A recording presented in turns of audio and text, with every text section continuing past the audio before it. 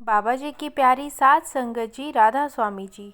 आज जो साखी मैं आपको सुनाने जा रही हूँ वह उस वक्त की है जब बाबा जी ने संगत के बीच साफ कह दिया था कि अब से मैं ना ही सत्संग करूँगा और ना ही संगत को यहाँ आने के लिए कहूँगा। आखिर ऐसा क्या हुआ था उस समय जब बाबा जी ने इतनी बड़ी बात कह दी। डेरे में उदासी का माहौल हो गया था। सात संगत जी, उस समय बड़े महाराज जी गद्दी पर विराजमान थे और डेरे से जुड़ी हुई संगत ने जब बाबा जी की यह बात सुनी तो सब के सब हैरान रह गए।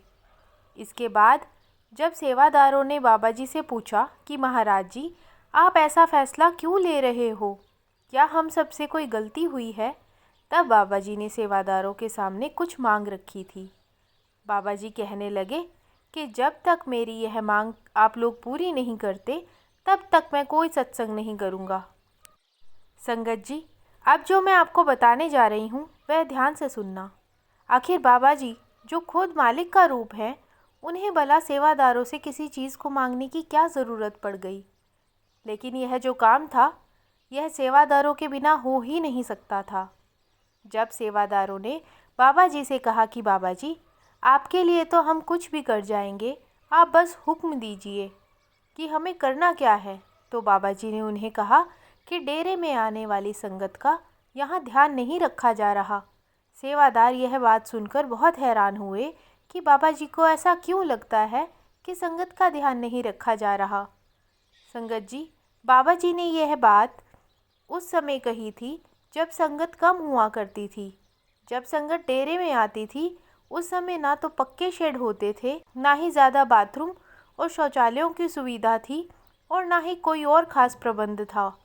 बाबा जी को महसूस होता था कि उनकी संगत डेरे में सर्दी, गर्मी और बारिश सब कुछ झेलती है, तो बाबा जी से अपनी संगत को ऐसे परेशान होता नहीं देखा जा रहा था और उन्होंने सेवादारों से कह दिया कि जब तक संगत के ठीक से रहने के लिए प्रबंध नहीं हो जाते तब तक डेरे में कोई सत्संग और अन्य प्रोग्राम नहीं करूँगा, क्योंकि सत्संग के लिए संगत इतने प्यार से छोटे बच्चों के साथ और बुज़ुर्गों के साथ डेरे में आती है।